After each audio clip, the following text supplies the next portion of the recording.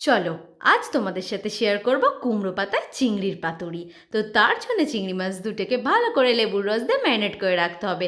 আর দেখো গাছ থেকে একটা কুমড়ো পাতা তুলে নিয়েছি।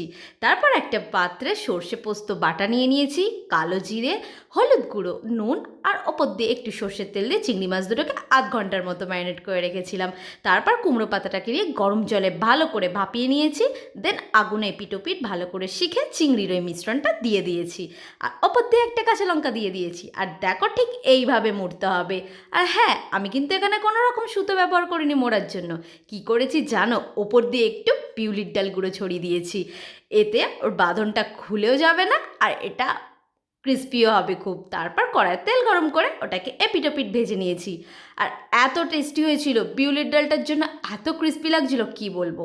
তোমরা এইভাবে একবার ট্রাই করতে পারো, বেশ ভালো লাগবে। Bye bye, subscribe to my channel.